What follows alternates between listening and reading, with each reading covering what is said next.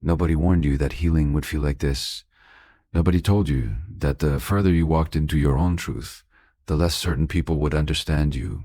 Nobody prepared you for the strange loneliness of becoming more whole, of finally, after years of losing yourself in everyone else's storms, beginning to find your way back to the quiet center of who you actually are. And yet here you are, still standing, still searching, still willing to go deeper when most people stopped at the surface. That is not a small thing. That is everything. Because the path you have been walking, the one marked by exhaustion and overstretching and loving people who couldn't love you back in the ways you needed, that path was not a mistake. It was preparation. And what is being prepared inside you is something the world genuinely needs, but something that can only be forged through exactly the kind of fire you have already walked through. This is a video about what you actually become on the other side of that fire, not the softened, palatable version that fits neatly onto an inspirational post. The real version, the one that is both more powerful and more peaceful than anything you imagined healing could look like. Because here's what most conversations about empaths get wrong. They treat sensitivity as the problem to be solved and boundaries as the cure. They make it sound like healing is simply a matter of learning to say no more often, building some walls, and protecting your energy. And while boundaries matter deeply, that framing misses the magnitude of what is actually happening when an empathized truly heals. It misses the scale of the transformation, because you are not just learning to protect yourself. You are coming into full possession of one of the rarest and most powerful psychological gifts that exists. And you are learning, finally, to wield it with both wisdom and self-respect. I want to take you through that transformation honestly. From where it begins, in the wound, in the pattern, in the deep conditioning that taught you your worth was measured by how much you could endure, to where it leads, which is somewhere far richer and more alive than simply feeling less drained. But first I need to speak directly to where many of you are right now, because if you are watching this, there's a good chance you are somewhere in the middle of all of this. Not at the beginning, where you were still fully submerged in the patterns, and not yet at the end, where the integration feels solid and the sovereignty feels real. You are somewhere in the between, and the in-between is the hardest place to be, because you have woken up enough to feel the cost of the old way, but you haven't yet fully landed in the new one. You are grieving a version of yourself and a version of your relationships that can never be reconstructed. And you are being asked to trust that what is being built in its place is worth the loss. It is. I promise you it is. Let's go back to the beginning, because where you started shapes everything about where you are going. From a very young age, you were different in a way that was both a gift and a burden. You felt the world more intensely than the people around you. Not just your own emotions, but everyone else's. The tension in the room before a single word was spoken. The sadness underneath someone's smile. The anger that lived just beneath the surface of someone who insisted they were fine. You didn't choose to perceive these things. Your nervous system was simply built to receive signals that most people filter out unconsciously. In psychological terms, you were operating with a much wider emotional bandwidth than average. In spiritual terms, you were deeply attuned, wired for empathy in a way that allowed you to sense the invisible architecture of the emotional world around you. And as a child, you did the only intelligent thing you could with that capacity. You used it to navigate. You read the emotional temperature of the people who held your safety in their hands. You learned to anticipate moods, to soften tensions, to make yourself useful in ways that created stability. You became, without anyone asking you to and without fully realizing it, the emotional regulator of your environment. The one who sensed when things were about to go wrong and intervened. The one who absorbed the overflow so that others didn't have to feel it quite so intensely. You were, in the truest sense, holding space for entire systems of people who were never taught to hold space for themselves. Here's what that cost you, and this is the part I want you to sit with. In learning to attune so precisely to everyone around you, you slowly lost your attunement to yourself. Your own emotional signals, the ones designed to guide you, to tell you when something was wrong or right or misaligned, got buried under the constant work of monitoring and responding to everyone else. You learned to override your own instincts in the service of keeping peace. You learned to dismiss your own discomfort as something smaller and less important than other people's needs. You learned, without anyone ever explicitly teaching you this, that your inner world was a resource, to be offered outward, not a landscape to be inhabited honored and explored. That is the core wound, not sensitivity. Sensitivity is the gift. The wound is the disconnection from self that happened in the process of turning your gift entirely outward. The wound is the accumulated silence of all the times you swallowed your truth to hold someone else's comfort. The wound is the identity that formed around being needed rather than being known. And healing, real healing, is not about closing off that sensitivity. It is about coming home to it, reclaiming it, learning to feel yourself as fully and as generously as you have always felt everyone else, because you have always been capable of extraordinary depth. The transformation is simply turning that depth inward as well as outward. It is becoming as loyal to your own experience as you have always been to everyone else's. That shift is where everything changes, and you are closer to it than you think. The moment the shift begins, it rarely announces itself with clarity. It doesn't arrive as a sudden epiphany or a clean, decisive turning point. More often, it comes as a quiet but undeniable internal pressure. A feeling that something you have been doing for a very long time is no longer sustainable. Not because you have become weaker, but because some deeper part of you has finally grown strong enough to refuse the old arrangement. Something in you that spent years whispering has started to speak with a steadiness that can no longer be ignored. And that voice, the one you overrode 1,000 times to keep the peace, to preserve a relationship, to avoid the discomfort of being seen as selfish or difficult or too much, that voice is not a problem to be managed. That voice is you, the real you, the one that was always there underneath the performance of endless accommodation, waiting with extraordinary patience for you to finally be ready to listen. This is where the spiritual dimension of healing becomes undeniable, because what begins to happen at this stage cannot be explained by psychology alone. Though psychology gives us language for it, something awakens. Something that was full, dead inward under the weight of years of self-abandonment begins to unfurl. And it is not comfortable, not at first.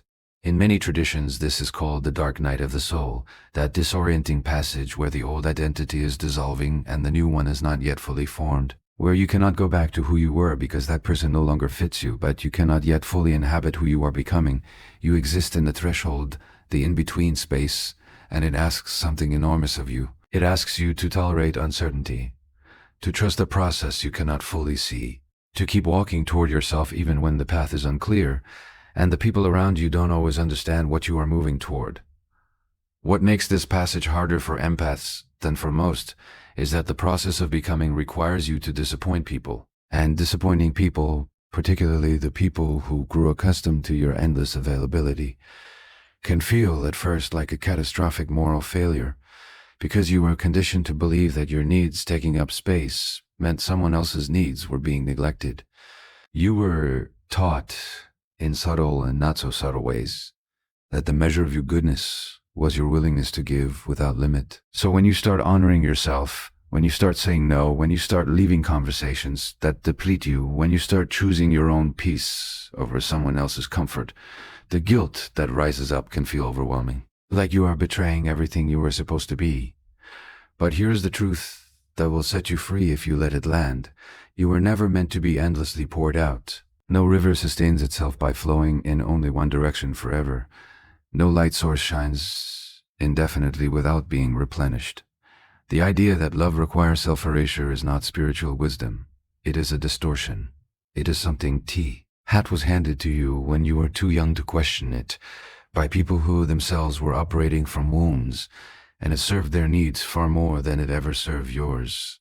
Real love, the kind that is actually sustainable, the kind that actually nourishes rather than depletes, flows from fullness, not from emptiness. It comes from a person who is whole enough to give freely, rather than a person who gives compulsively because they don't know how to stop. And this is where the empowering truth of your transformation begins to emerge, because everything you went through, every relationship that took more than it gave, every time you held space for someone who never held space for you, every morning you woke up depleted from carrying weight that was never yours, all of it was teaching you something. Not just about the world and not just about other people, it was teaching you about yourself. It was building through contrast and through consequence a precise and deeply personal knowledge of what genuinely nourishes you and what quietly destroys you. You were accumulating data. You were developing discernment. You were constructing through lived experience an internal compass of extraordinary accuracy, one that most people spend their entire lives without ever developing. The psychological term for this is earned wisdom, the spiritual term, initiation. Both point to the same reality. You did not suffer for nothing. The sensitivity that made you absorb so much, that left you so open and so vulnerable for so long, was simultaneously gathering information at a level of depth that changes you permanently. You now know things that cannot be taught in a classroom or read in a book. You know the specific texture of manipulation when it begins to form. You know the difference between someone who is in genuine pain and someone who is performing aiming to hold you in place. You know when a relationship is reciprocal and when it is extractive. You know when a space is safe and when the safety is only on the surface. You know these things not because someone explained them to you, but because you have felt them in your body, in your nervous system, in the quiet knowing that you spent years learning to override and are now learning to trust. That trust, the rebuilding of trust in your own perceptions, is one of the most sacred and significant things that happens in the healing of an empath. Because for a long time, your perceptions were turned against you. You felt something was wrong and you were told you were imagining it. You sensed someone's anger and they insisted they weren't angry. You knew on some level that a relationship was costing you more than it was giving, and you convinced yourself that you were being ungrateful or unloving or unreasonable. That process of overriding your own inner truth, repeated over years, creates a fracture between you and yourself. It teaches you that your inner world is not a reliable source of information, that your instincts are liabilities rather than assets. Healing that fracture is not a small task. It requires you to go back, not in a way that keeps you trapped in the past, but in a way that reclaims what was taken from you. It requires you to begin treating your own perceptions with the same seriousness and respect that you have always extended to everyone else's. It requires you to practice the radical act of believing yourself, of saying, I felt that, and that feeling is real, and it matters, and it deserves my attention rather than my dismissal. That practice, repeated consistently, is what begins to rebuild the bridge between who you are and what you know. And as that bridge strengthens, something remarkable begins to happen. You start to feel solid in a way you have never felt before. Not hard, not closed, solid, rooted, present in yourself in a way that no longer requires external validation to maintain. There is a particular moment in this process that nobody prepares you for, and it is both disorienting and deeply liberating in equal measure. It is the moment you realize that you have changed. Not in theory, not as an aspiration you are working toward, but actually concretely in the way you move through the world. You notice it first in small things. A conversation that would have once consumed you for days barely leaves a mark. Someone's disappointment in you, which used to feel like a 5-alarm emergency requiring your immediate intervention, now registers as information rather than catastrophe. You sit with someone's anger and you do not immediately try to absorb it, fix it, or apologize your way out of it. You feel it, you observe it, and you remain yourself. That remaining, that capacity to stay intact inside yourself while the emotional weather around you shifts, is not something you could have manufactured through willpower alone. It is the natural consequence of doing the deep work of coming home to yourself. It is what wholeness actually feels like when it begins to take root. And here's what I want you to understand about that wholeness. It is not the absence of feeling. This is one of the most important distinctions in the entire journey, and it is one that the empath in particular needs to hear clearly. Healing does not make you less sensitive. It does not numb you or distance you or wrap you in some protective layer that keeps the world at arm's length. If anything, the fully healed empath feels more, not less, than they did before. But the nature of the feeling changes completely. Before, feeling was something that happened to you, a storm you were always in the middle of, never quite at the eye of, never quite able to catch your breath inside. Now feeling becomes something you move through rather than something that moves you. You are the river, not the debris carried by the current. You are the sky, not the weather passing through it. That shift in relationship to your own emotional experience is one of the most profound gifts that this entire journey offers. And it comes not from shutting down, but from opening up so completely to yourself that there is nothing left to be overwhelmed by. This is where the spiritual dimension of the empath's healing reveals its full significance, because what you are developing is not just psychological health, though it is absolutely that. What you are developing is a quality of presence that is genuinely rare.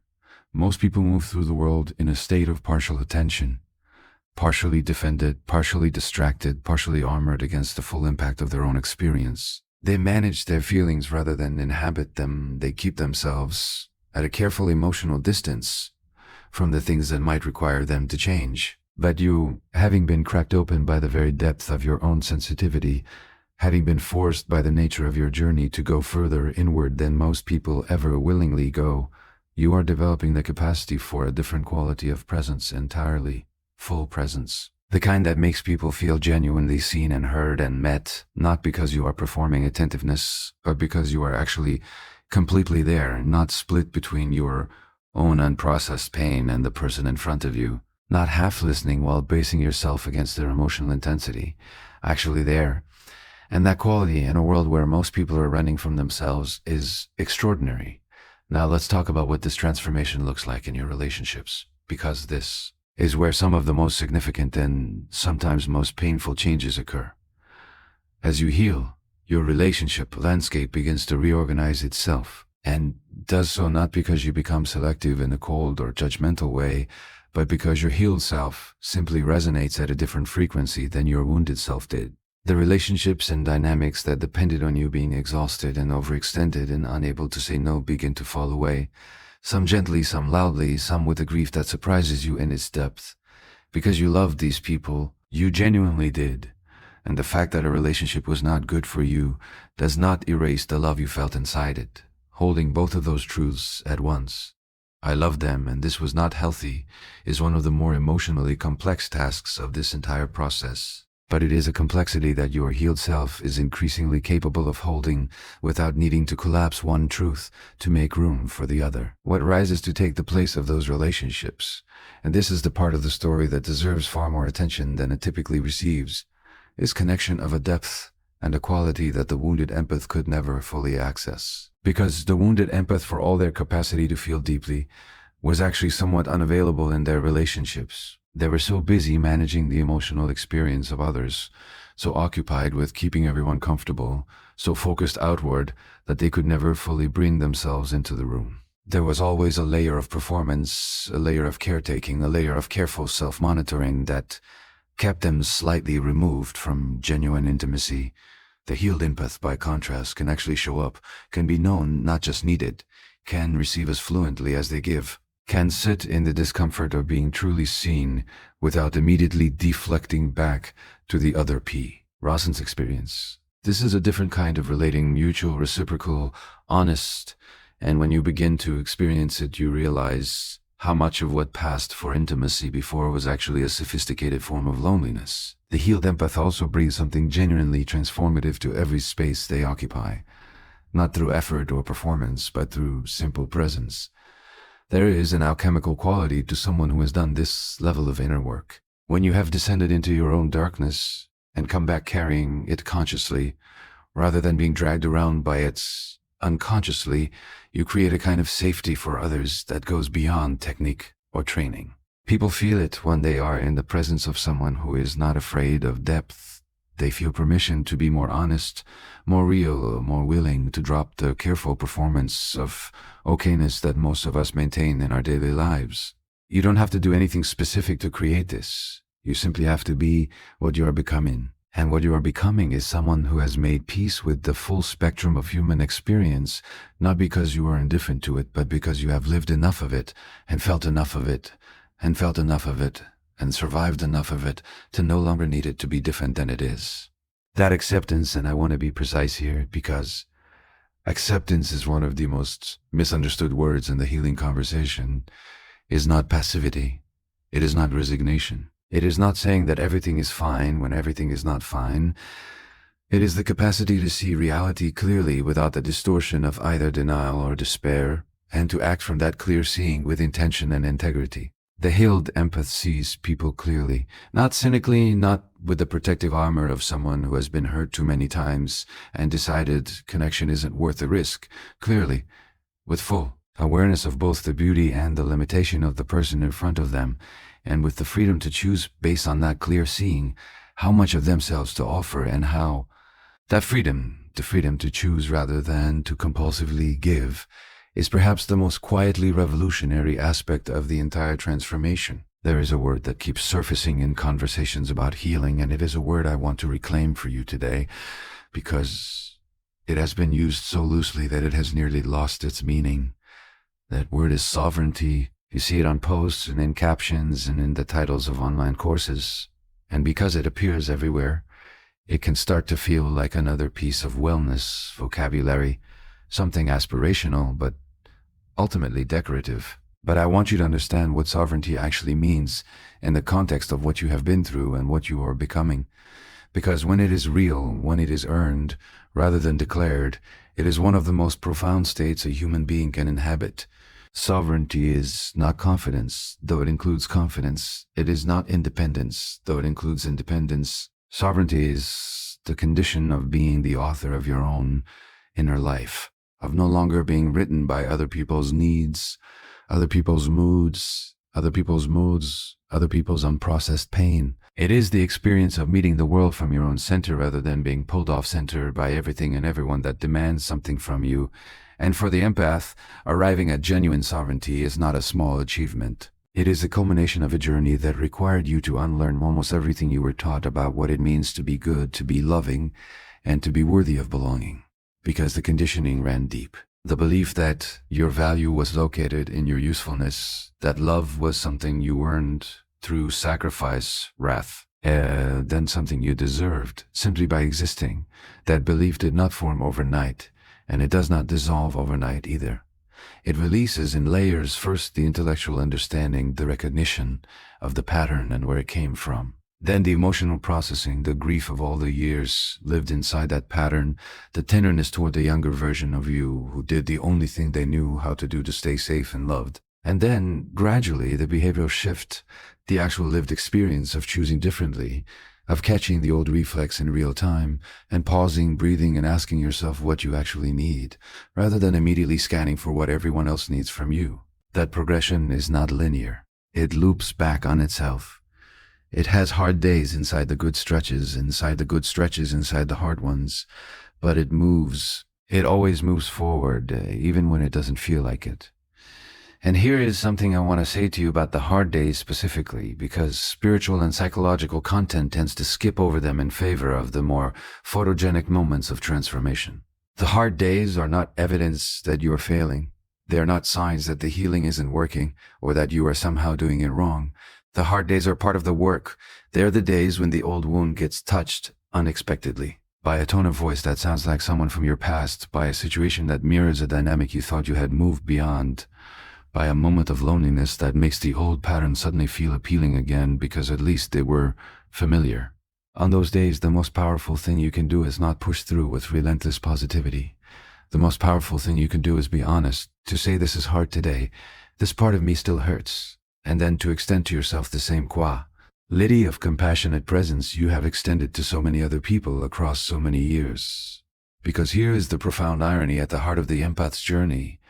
The one person you have most consistently failed to show up for with full compassion and full presence is yourself. And learning to do that, learning to be as gentle and as patient and as genuinely caring toward your own inner experience as you have always been toward others, is not selfishness. It is the completion of the very capacity that defines you. You cannot give from a genuine place of fullness what you refuse to offer to yourself. This is also where the mix of psychology and spirit becomes not just interesting, but essential. Because the psychological work, the pattern recognition, the boundary setting, the rebuilding of self-trust, takes you significant distance. It gives you tools, frameworks, language, and understanding. But there is a dimension of this transformation that the psychological frameworks alone cannot fully reach. There is a quality of okayness that begins to settle into you as you heal.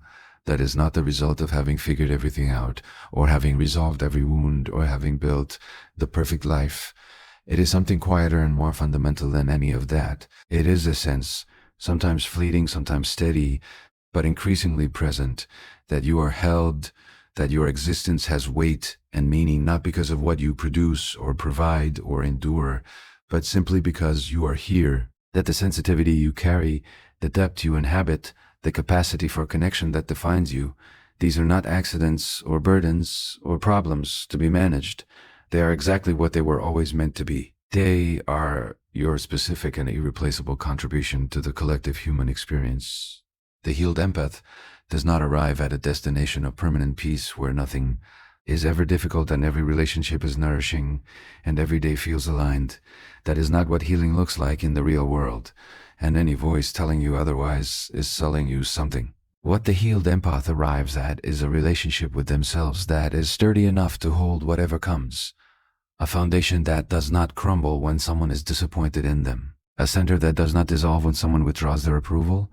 A knowing so deep and so personal and so hard-won that it cannot be argued away or guilt-tripped away or slowly eroded by someone else's need for them to be smaller. That knowing is yours. It was built from your specific pain, your specific courage, your specific willingness to keep going inward, even when everything in you wanted to stop. Nobody can take it from you. Nobody can replicate it. It belongs entirely and permanently to you. So what does a healed empath really become? They become someone who feels everything and loses themselves in nothing. Someone who loves deeply and holds themselves just as deeply. Someone who can sit with another person's darkness without being consumed by it because they have already sat with their own. Someone who walks into a room and changes its quality simply by being present, not through effort, not through performance, but through the rare and genuine solidity of a person who has come home to themselves. They become, in the truest and most complete sense of the word, free. Free to feel without fear, free to love without losing themselves, free to be exactly, completely, and unapologetically who they are, sensitive and strong, open and boundaried, deeply human and quietly untouchable all at once. You were never broken, you were always becoming this.